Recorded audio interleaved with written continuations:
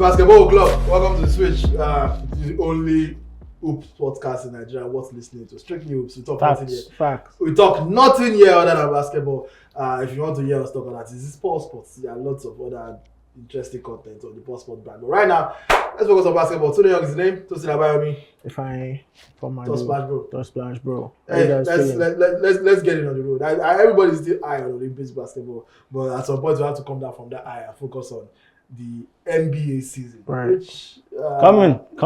It's coming. Tips off on October 22nd. Yeah. So and fixtures are out, and that's what Tosin is about to take us through right about now. Me as a LeBron fan, so by default a Lakers fan for now. I'm not looking forward to the new season.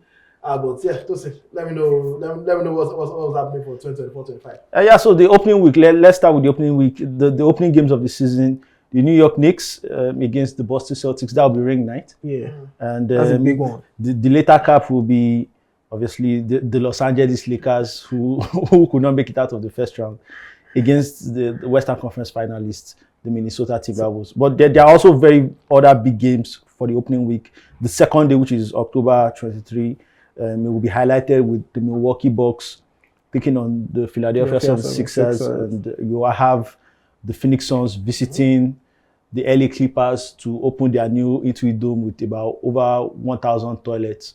And you now, and on Thursday, October 24, you have Victor Wembanyama and Luka Doncic facing off when the San Antonio Spurs take on the Dallas Mavericks. And nightcap will be the Oklahoma City Thunder taking on the Denver Nuggets. So that's basically the opening, the 3 days opening week, the major fixtures. So, but I actually want us to start. I think a lot of people expected the New York Knicks and the Boston Celtics. A lot of people feel maybe the Knicks or the 76ers are the contenders to the Boston Celtics in the East. But the second fixture between the Timberwolves and the Lakers. Let's start with Ifan. I know where you are going to go. What has Anthony Edwards done to warrant an opening day fixture? And what did LeBron do last season? I know what he has done over the 21 years of his career. What did he do last season to get an opening day fixture? I think in the case of Anthony Edwards, you have to understand that he's currently box office, especially based on what he did last year. You also saw what he did at 22, taking his team to the Western Conference Final. So I believe that he's now box office, even at the Olympics, even though he didn't particularly perform the way I thought he would. I feel like he's even more. Of course, you look at TV numbers, you look at revenue, then that's where LeBron James comes in. People want to see the King, people want to see the Lakers. But I don't believe LeBron's performances last season has warranted an opening day, a fixture on opening night. I believe that you could have they could have figured out a way to get Anthony Edwards against Luka, for instance, on opening night. That would have been a much more even. That's thoughtful thinking. Yeah, what are we doing with the Lakers on opening night? A team that will struggle to make the play-in. Of course. Spoken like, once again, agenda-driven, 8 blinded Nigerian men. Not business-oriented in any way, just motivated by 8. I don't need to set my alarm clock. My 8 wakes me up every morning. That is both of you.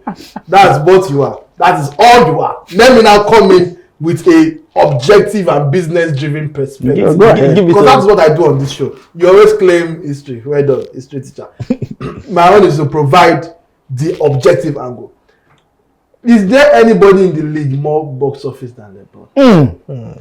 Is there anybody in the league more recognizable than LeBron? Is there anybody in the league more talked about than LeBron? Is there anybody in the league that's a bigger draw than LeBron?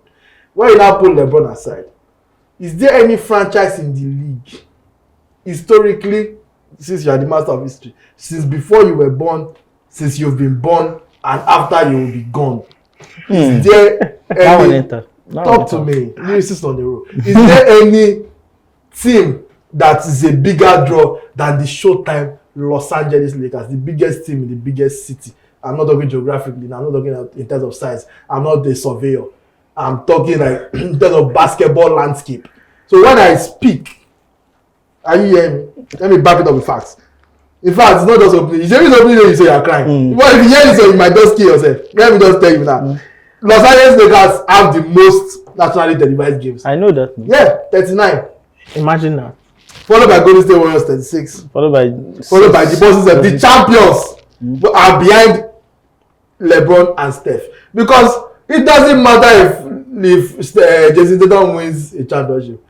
I don't want to see Jason Tatum more than I want to see LeBron James and Steph Curry. That's the simple truth. There's a reason is, as the New York Knicks have been trashed for years, they were against nationally televised games. Now that they are finally looking like they will be good again, they have the same as the Boston Celtics, 34-34. This is a team that has not won a championship since when? I think 1976. Historian of the game right here. So Dallas Mavericks with 30, Phoenix Suns with 30. This thing is not about. You see, what you don't realize is that Adam Silver cannot afford to be blinded by 8 like the both of you. Adam Silver is driven by the bottom line. If he didn't have to worry about the bottom line of the most profitable sports brand in America and probably in the world, he would have the luxury to be a shade-wearing hater like my two comrades on this podcast. But because he needs to think about how can this league make money, it's not thinking about how to please Tosin Abayomi and put Maxi Kleber on opening day. I think you are done. I put Derrick Jones Jr. on opening day. I think you are done. I put Daniel Gafford on opening day because Luka plays on your favorite team. Anthony Edwards is being talked about right now. That's why he's on opening day. Even whether you agree if it's overrated or not, the point is that he is rated. He is the one people want to see right now, and he's the one that will bring in. So people don't want to see Luka, Kyrie, and Clay. Now let me now come in and just give you perspective. Right. Let me give you perspective. The Lakers and the Showtime Lakers, there has to be a distinction. The Showtime Lakers, from Magic Johnson's era in 1981 to 1991, they were labeled the Showtime Lakers for a style of play, for an attraction that they brought. These Lakers, this particular Lakers that LeBron joined in 2018, in the 2018 that LeBron has been out of the first round twice in 6 years. What does that have to do? Let's be clear. So Magic Johnson between 1981 and 19, there was really a year he was not in the NBA finals. Went to 8 NBA finals, won 5 titles, lost 3 times. So this is that. This Walmart employee. That is Walmart employees playing against. When you play against people that have to go to car wash. Now. So long shift. Watching 200 cars. That's it. Now you have to guard by the Johnson. So the fact, which is the first thing I have to correct, and make sure that you don't bring disrepute to what Magic Johnson did with the Showtime Lakers. Now, as for the opening night, I'm fine with the ring night, which is Celtics versus the Knicks. The idea that, and which is one of the problems that we have, if you are an NBA fan, obviously us that were in Nigeria, we watch the game through the NBA app, and obviously when it's on ESPN. It will never So we watch the game through legal means.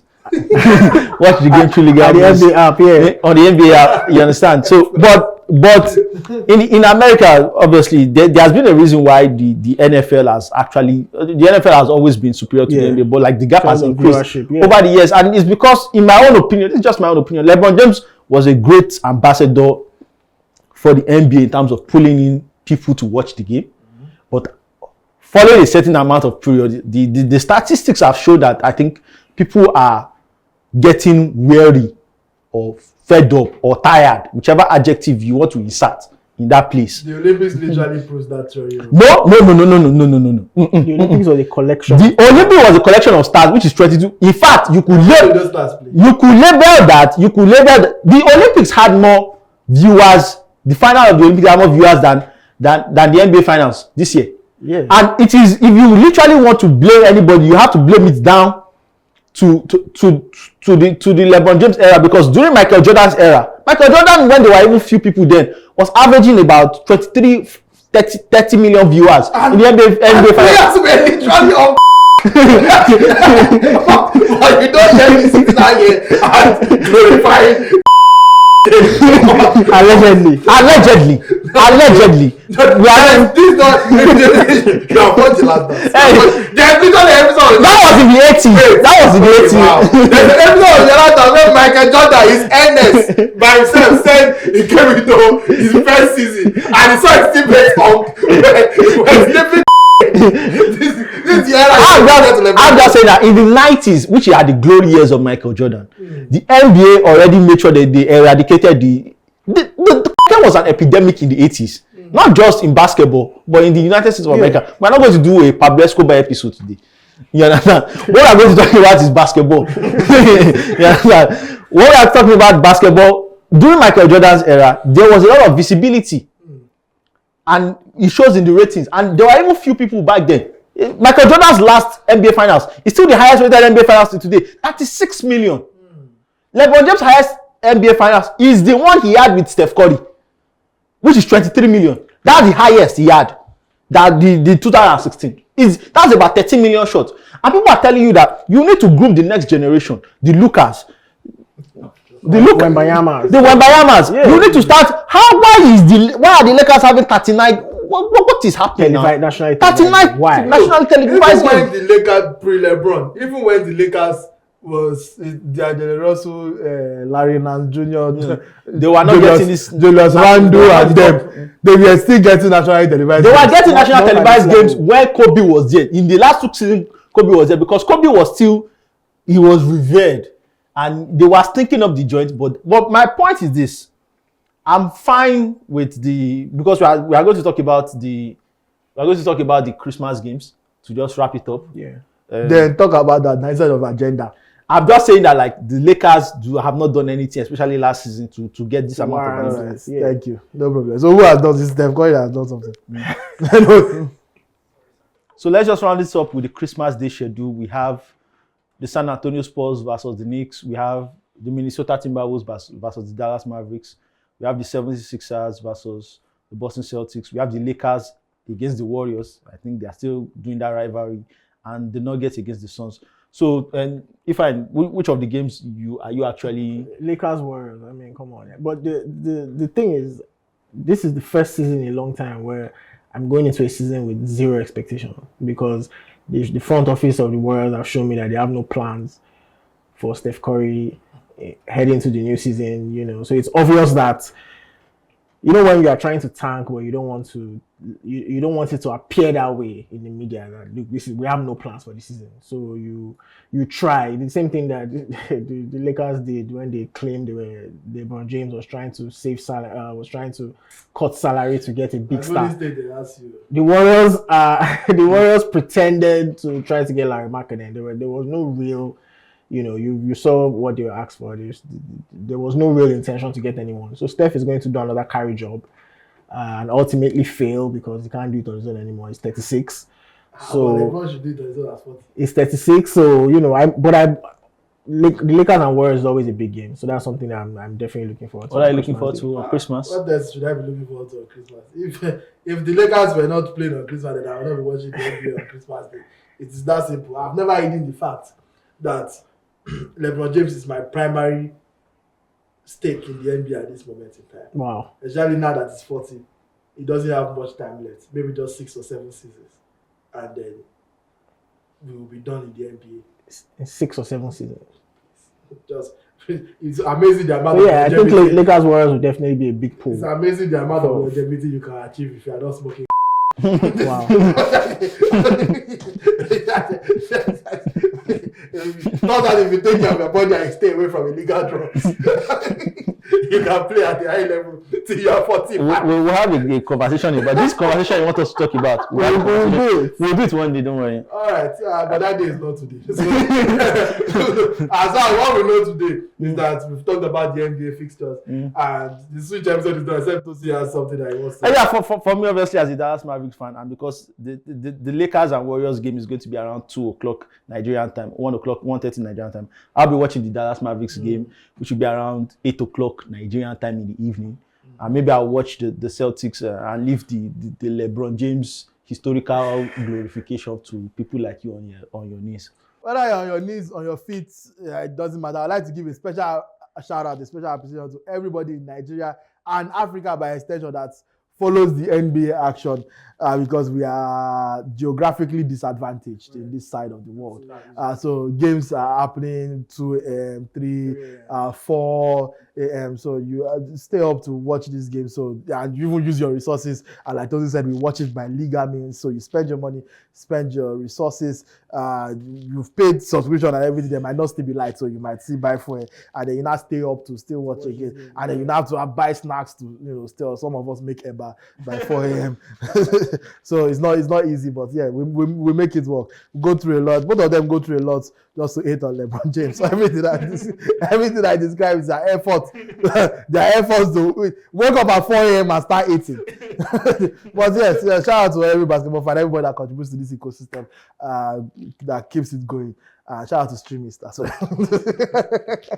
Well, we have to go. This switch. So, if I see you guys later. You guys.